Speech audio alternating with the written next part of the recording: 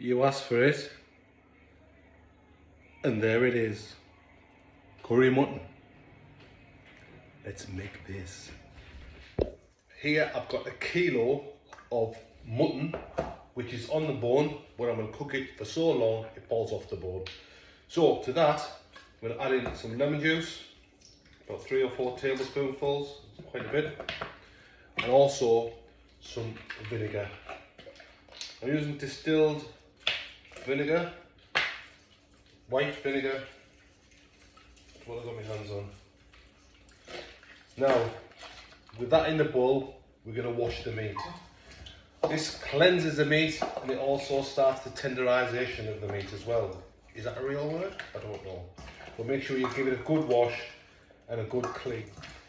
Once I've done this, I'm going to rinse the meat off and pat it dry.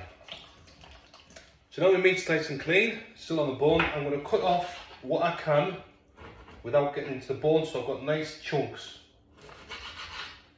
So bite-sized chunks about that big. But whatever you can't get off the bone, just leave it on. It'll come off during cooking.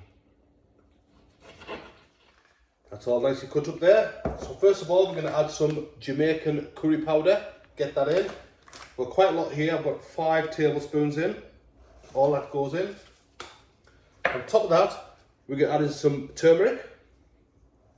Get that in. Here I've got some crushed pimento. You can use all-purpose seasoning if you haven't got that. In here there is Garam Masala. Get that in. On top of that, I've got about 6 crushed garlic cloves. Get those in. Here I've got some freshly grated ginger. Get that in. The devilish Scotch Bonnet. I've only put one in with the seeds and everything.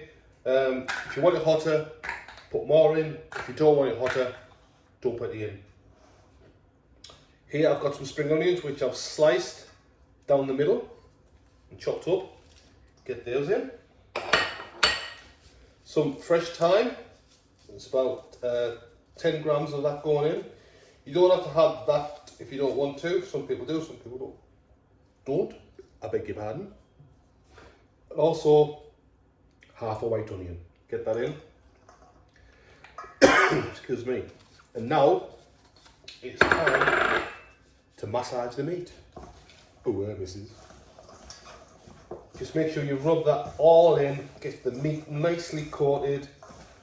I'm wearing gloves, or I started wearing gloves to stop my hands going yellow from the curry powder and the turmeric. However, I only had small ones, and look what's happened. At least it won't be as yellow. Just keep mixing this in so it's nicely mixed in.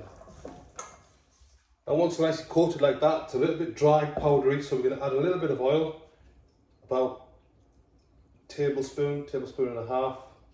And this is just to help it stick to the meat a bit more, because the meat was dry. And then continue massaging. I forgot to season it with salt and pepper. About a tablespoon of each on. There's quite a lot of meat there.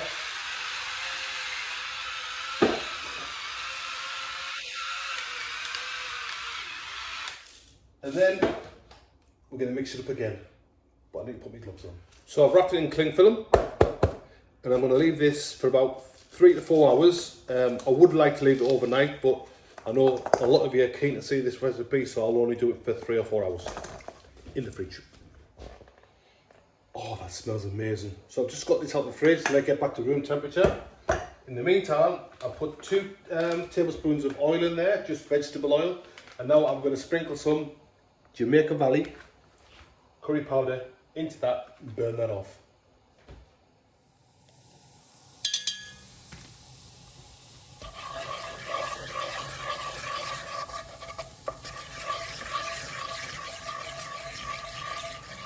Now the oil doesn't have to be red hot.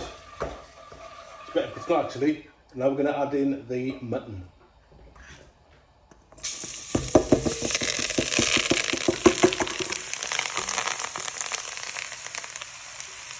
Keep your pan, don't wash it out. So while that's just gone in, make sure you turn the meat and just keep turning it so you see all of it's getting a bit of oil and it all start cooking through. The smell in this room is amazing. Right, I'm going to leave that while I'm boiling the kettle. So cover that with a lid, just going to let it steam a little bit.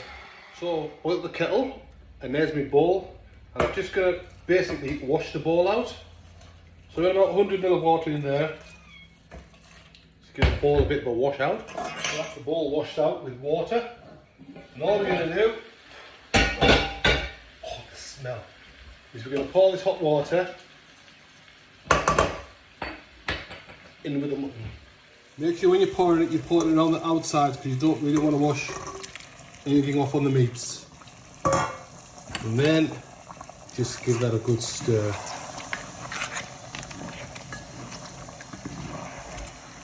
Smell amazing. So what we're going to do now is we're just going to cover that with a lid. I've got my heat down very low. Going to let that simmer with the lid on for about 20 minutes, and I'm going to keep coming back, topping it up with hot water. It must be hot water, but only if it needs it. So that's it after 40 minutes. Look how thick the gravy is. The meat's still not tender enough for me, and there's still a bit of process to go. So I'm going to put about another 150 ml of water in. Give it a quick stir, thin all that out. And I'm going to leave that for another 40 minutes. Let's have another look. So look at this. Oh, it looks, the smell is unbelievable. So to that we're going to add in some potatoes which have been cubed and a carrot, or 2 carrots. Stir that in. I'm going to add a little bit more water and just let that simmer until the potatoes and carrots are cooked. Look at that. Let's have a look. Oh, look at that, ladies and gents. Look at that.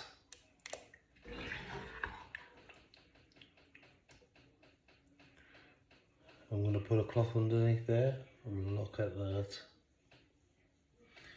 I think that is ready to plate. And there it is.